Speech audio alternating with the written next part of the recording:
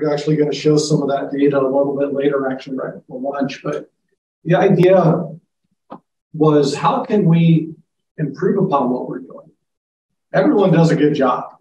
I mean, all of us in this room, we can kind of if I said write down the 5 things you do well with your job, I think everyone can come up with 5 or more easily. But the idea was, how can we take each one of us and what we're doing and meld that together in an effort? In an effort where it's not really creating more work, because how many of us want something else that they have to be doing, right? But taking the work that we're already doing and the information we're already sharing and bringing it together in a way that connections are being made, relationships are being made. And that's really what the Drought Learning Network have become. And you kind of see on either side of these posters in the schematic of the working groups with the folks in the middle. And so the resource managers, we kind of did our thing, but how are we reaching these specific groups? That's kind of where that question came up. And then the whole idea came up as well, that how do we do this peer-to-peer learning? And I think that was the point when the Drought Learning Network started that really resonated with me, is how can I share what I'm doing with everyone else? Or how can they share what they're doing with me in a way that we're not reinventing the wheel, and we're not taking time away from what we need to accomplish, but how can we take that information and not only bring it amongst ourselves in a better way, but then share it with the world? And that's, to me, that's what really resonated, was that peer-to-peer idea. So we talked about, the Climate Hub region, and it's hard to see on the slide here, it's blocking it, but this was kind of 2018, the drought in the region, and we kind of had this area right in the 4 corners and going into Colorado as well, that we really started seeing drought blossom. And that's when our conversations kind of started happening more frequently. Well, how can we start addressing this drought in the region in a way that benefits people and is bringing them the information? And again, how are these resource managers getting their information out to all the right people? Not just getting it out, but getting it out to the right people. And so, again, we were inspired by the 2018 drought, how to address future risk. That, we were already in it. We were knee-deep in the drought situation, but how can we not only assess what was currently going on, but also future risk? And so we had these founding team members with the Southwest Climate Hub, the National Drought Mitigation Center, and also the National Integrated Drought Information System. We kind of came together and started meeting. We started having these calls and really came up with this concept, and we developed a white paper. We see that term white paper thrown around a lot. But when we gathered here in 2020, that white paper really was the guiding document of how the DLN was formed at that point. We had about similar number of people in the room here, and we didn't have anyone remote, so everyone that was participating was in the room. And what we were doing was bringing up this idea of how can we utilize peer-to-peer learning in the aspect of developing a drought learning network. And at that point in time, we had our partners from Hawaii that they kind of were already a step or two ahead, that they were already doing some neat things, and they shared that. We had some people from the Pacific Northwest that were sharing. They were more consultants, but what they were doing. And then we kind of had our own experiences too. It's like, well, what was the hub? What was their view on dealing with this? What was NDMC's view? What was NIDAS's view? And so we kind of took those all together, and we had that white paper up in the corner of the room here. And every time we kind of went off the rails a little bit, we said, oh, wait, we got to come back to this white paper of what we wanted to see as our vision for this drought learning network. And that was kind of the guiding force of how we came together. And just throwing up some drought monitor data here for the southwestern U.S., and you can see that, the drought monitor started back in the year 2000, and there's not too many periods of time in this region where drought hasn't been an issue. We can see, the early 2000s, there was a several year period where drought kind of spiked, but we weren't really seeing too much of the exceptional drought, a lot of extreme, a little over 40% at that time. And then, 2005, 2006 kind of had a little pause. I won't say drought went away, but we kind of had a pause. And we can just see that over time. And towards the end of the slide here, you can see, again, what has happened since 2018, which I'll highlight right here. We really went into this period where not only drought has been problematic in the region, but the intensification of drought, it seems, have been worse. We can go back and look at things like temperature in the region, and it seems like every year, Southwest set a new temperature record. We start looking at annual or quarterly, monthly data. However you want to slice and dice it, the data is there that something's happening. And when you take a region of the country that has perpetually been in a lot of drought, you're not only taking this question of, okay, how do we deal with drought, but again, how are we doing it together? And again, I'm probably going to say it 10 times during this talk, that peer-to-peer aspect of what our experiences over the last 20 years, 20 plus years, mega drought, you can definitely dial into some of these areas and say that drought has been going on for 20 plus years. And so I kind of started looking at it a little bit from what we do with the drought monitor itself, just one little piece of this puzzle. So we have our drought monitor authors, and we come up with a map. Many of you in the room actually participate in that process and are important parts of that process. But I looked at these kind of key features, the data, the impacts, the feedback, the climate, the validation.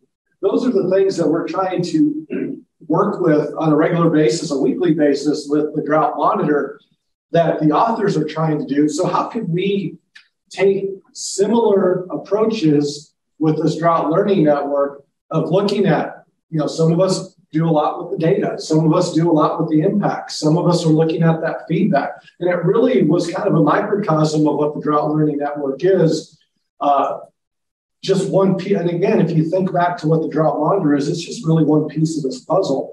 But some of the same activities resonate between both the drought learning network and what we do each week. And so the idea was, the Drought Learning Network was created to try to eliminate these silos that we all get very comfortable working at. And really highlighting that peer-to-peer learning and how that can benefit everyone. So we had the resource managers. Sometimes we were working in silos. We had the climate services providers. They were in their silos. We had the individuals or the stakeholders. They were kind of stuck in the middle. Who should we be working with? Or, how do we make these connections? We had researchers in academia. There's always good research projects going on. We had government entities, and then we have the municipalities at the very end. And again, each one of these groups within that silo, they do a good job. So you can't really say that what's going on within those silos is bad, because it is benefiting many. A lot of good work's getting done.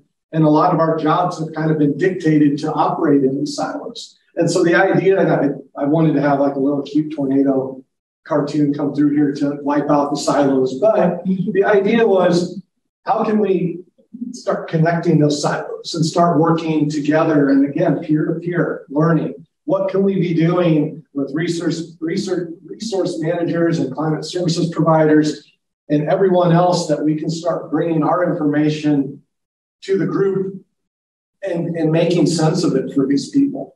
Because sometimes the expertise is not always at the different levels, and we look at our teams that we have, and there's ample opportunities for these silos to kind of get torn down and rebuilt within the aspect of what we're doing within the peer-to-peer learning of the DLN.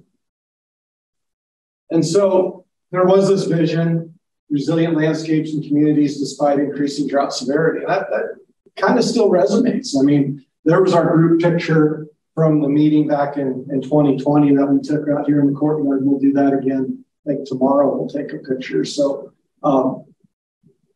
having this vision and having this mission for the DLN kind of kept us on track. And there were opportunities to, hey, go off on this tangent or this tangent.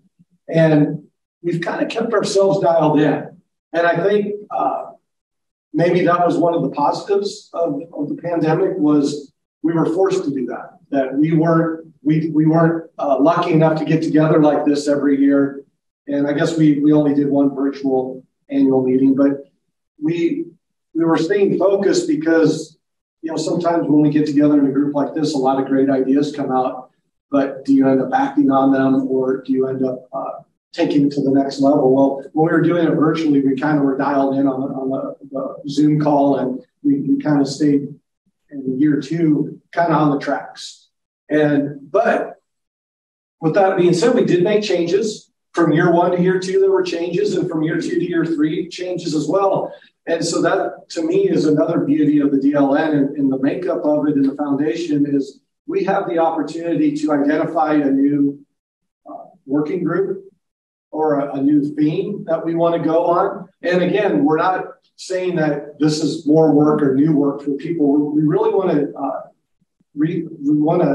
rein in the work that people are already doing and bringing others together that have similar ideas or like-minded ideas and able to put this all together in maybe a new team. And we had some teams combined. We had a team go away. And so it's not like any of this is set in stone. We define it. We, being the whole Drought learning community, we define where we're going and what we're going to do. And so that's kind of what we're here for the next couple of days is to really define where that next year goes. And I think Emily set the stage quite well with some of those questions that she posed to the audience already is, what should we be thinking about as we listen to some of these talks here? So some of the goals is, fostering knowledge exchange, retaining management lessons, responding collectively during future drought episodes, utilizing the sharing of experiences, that peer-to-peer. There's many goals that we can kind of throw out there and say that we want to accomplish. But I think, again, it's pushing this idea forward. And, if you look at the climate reports and you look at the climate assessments, we're probably going to be talking about drought more often than not going forward. And I showed 20 years of data. What's that next 20 years looking like? Are we going to magically see something shift or change that is going to catch us off guard? I think it's possible, but the likelihood is probably low. And so some of these problems and issues that have already been identified and we're working with within the working groups, some of them are probably going to become more and more important going forward as the climate continues to do what it's doing, and we have to adjust. So this has been up. I think this is, if we had to come here and show one slide for 2 days, this would be the one I would put up. Because it really does show the peer-to-peer learning. It shows the resource managers and the teams working together, as well as all the other groups that are coming together. And to me, this really is our, if we had a flag, that's what would be flying outside. Some of the guidelines that we've established, we want to be inclusive. We want to be culturally aware as well. A lot of times, and just staying on those two right there, a lot of our Indigenous people have kind of been left behind when we start having some of these discussions. In the Southwest, it's very important. It's important everywhere, but in the Southwest, we have a lot of Indigenous lands and Indigenous people that we need to include them. We need to make sure that we're listening to them. We need to make sure that we're involving them in these discussions. So that, I think those two, that's why I put them at the top of the list as well. We want to be collaborative. We want to work together. Evidence informed. We want to make sure that, we're working with the data and the information that we have out there. Consensus based. The DLN decisions are made through consensus rather than majority rule. That's kind of straightforward. And I think that's a good guideline. We're transparent. We're not doing anything in our own silo. We haven't built a new one. We're out in front of everyone, and it's open to participation. You can be in as many working groups as you'd like. You can participate as much or as little. Again, we want to have the best of the best coming together to solve some of these problems that have been addressed or have been placed in front of us. We're flexible. Again, I already talked about how some of the working groups have changed. Some have come together. There's new ones that are available too. There is no hard course that, I kind of said, well, we don't want to go off the tracks. Well, but the tracks are, we want to keep just moving forward, focusing on the guidelines and some of these problems that we're trying to address. We have that flexibility and that transparency to go off in other directions as it falls under kind of that guideline that we've established. Project focused. A lot of these teams have specific projects they've been working on, and they can show a lot of good progress over the last year. Some of these teams have been around for a couple of years now, and they do have great information they've been sharing. We have a system set up in Basecamp, if you're familiar with Basecamp, where a lot of this information is being archived and shared. And, we can go in and even on the website for the DLN, which is down here on the poster, we can start sharing more and more of these results. And I think, everyone always wants to see what did you do, or, what have you accomplished? And I think in the last couple of years, this group has really done a great job of bringing forward and doing a lot of good work that maybe some weren't even aware of. And again, impact-based. We're trying to build drought resiliency through impactful collaboration. Again, I'm going to say it again, peer learning, right? We got to work with each other and learn from each other. My final thoughts, join a team, both in the room and those our virtual partners. If you're not a part of a team, join a team. If you are a part of a team and maybe want to try another team out, again, that's possible. And even if you join a team and you say, maybe this one isn't for me, I want to try another one out. Just because you join a team in the next couple of days doesn't mean you're stuck for the next year. You can work around with the team leads and the coordinators and try different teams out and see where your best place is. And maybe it is in multiple teams. Some people are doing that as well. It depends on how much time you want to commit in your day-to-day work and how that fits into the working groups that we have available. New teams, again, is there a new working group, a new team that we need to have available? And we can discuss that. I think that's been brought up a couple times. Don't be afraid to share your experiences. Each of us, like I said, we're all doing good things. And I know most of you in the room, and I can probably sit down and have a 2-hour discussion with any one of you on something I know you're working on that I want to learn more about. So if I'm that interested, I'm sure within the DLN itself, there's people that want to hear from you. And so please do share.